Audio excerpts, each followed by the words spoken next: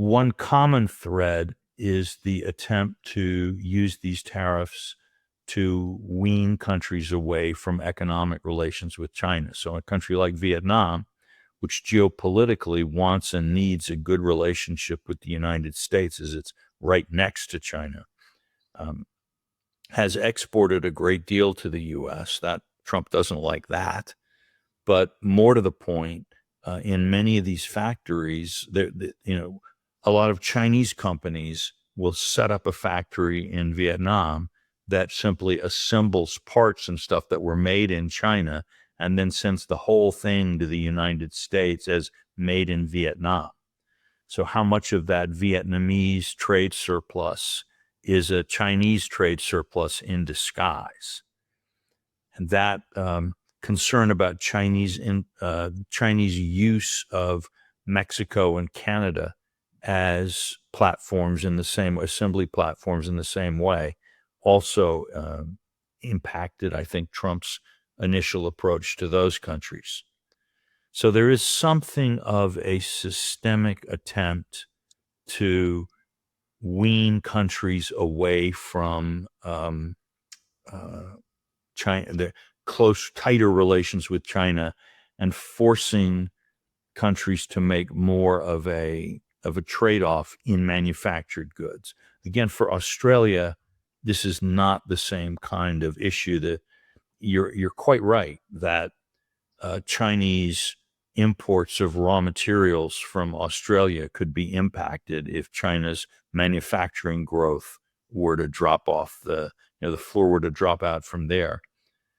What I would say on that part, though, is that for Australia's sake as well as for America's sake, what we really want to see in China is a shift from export-oriented, state-driven growth to growth that relies on internal demand and consumption.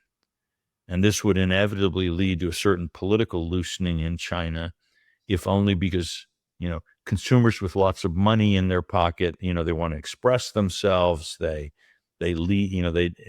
harder to control.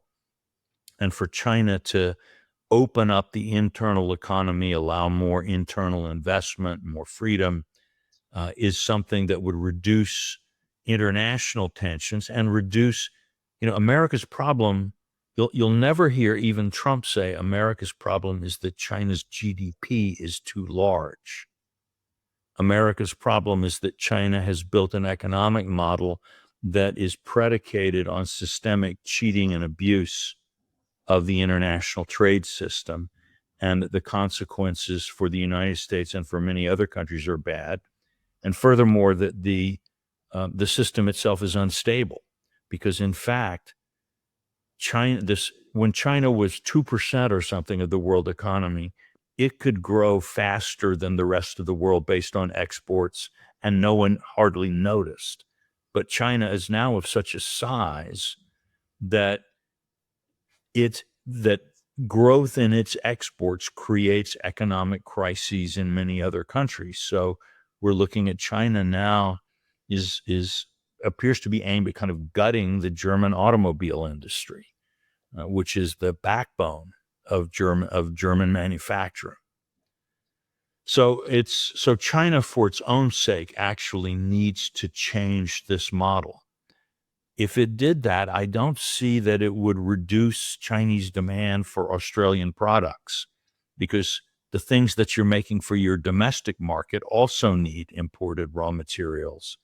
And if Chinese consumer incomes are higher, they would also presumably buy more things from the rest of the world, including quality food products from Australia, which many in China think are safer and more nourishing than some of the local produce.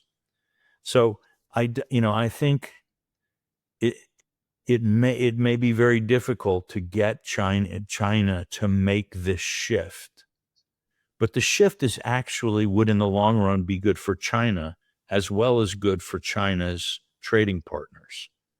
And I would hope that people in Beijing would start to see it that way. There is no objective reason why we are condemned to fight each other like, scorpions in a bottle. there really are other options here.